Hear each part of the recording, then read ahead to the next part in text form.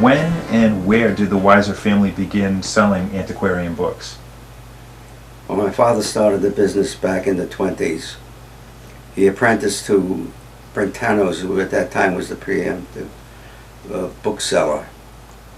And he did his apprentice there, and then somewhere in the middle 20s opened up his own little shop using crates to put the books in, because he had no money at that time.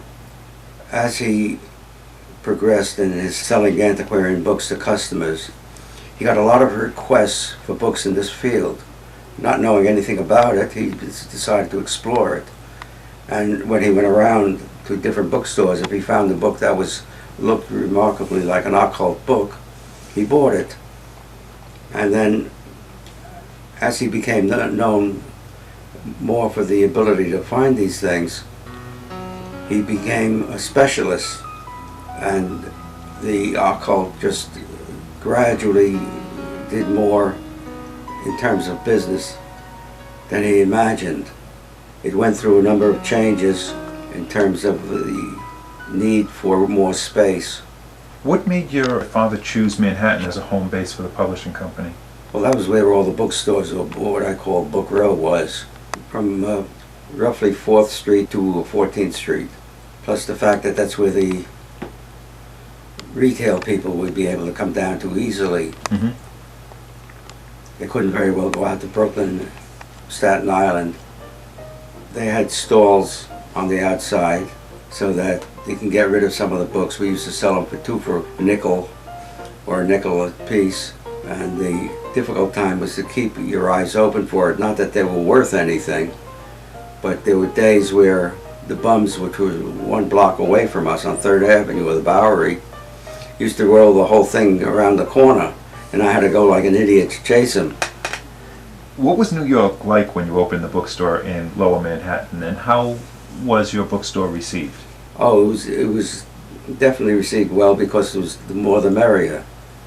People realized that the more you have the shops, the greater the chance of having customers come by and buy from you, or if you don't have it, the guy next door. Through the years, what have you found going in and out of vogue in occultism? After I had started in the business full time, which was 1961, you had the influx of a lot of the military that had served in the Far East, so that we were busy building up the Far Eastern section, Buddhism, Taoism, etc. And you had people like Suzuki on television for short stints. Then you had parapsychology from Duke University, Rhine, who was doing his thing. Mm-hmm. So for a while that was important, but they didn't call it spiritualism. They called it psychic phenomena. What inspired you to leave New York and move the operation to York Beach, Maine? I felt that the rents were starting to spiral up, and that was one thing that we couldn't take, which was a heavy rent.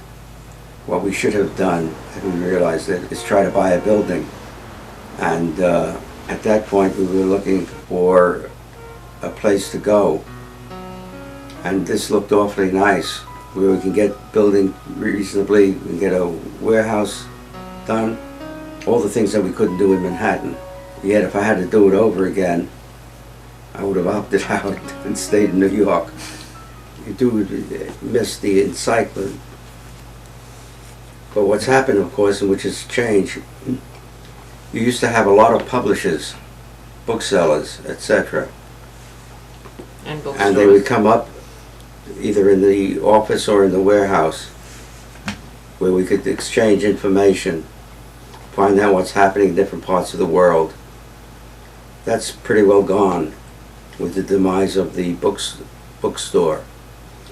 The publishers also have gotten together in the sense of, instead of 10 original publishers, or 10 publishers period, they've now consolidated down to 2 or 3.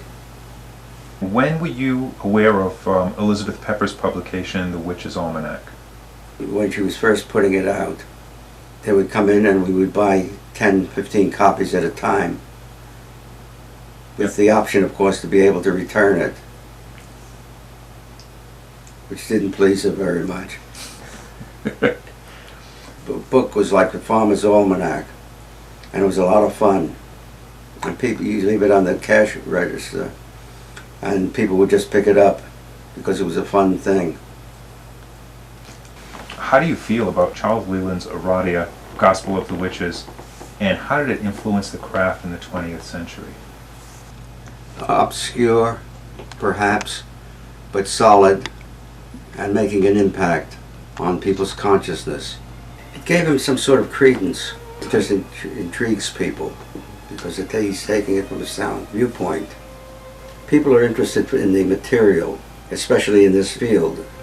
Leland did Etruscan magic. Another one was, I think, the Gypsy book. That sold nicely. So he was well known, outside of not being a witch. But he was accepted for someone that knew what he was talking about.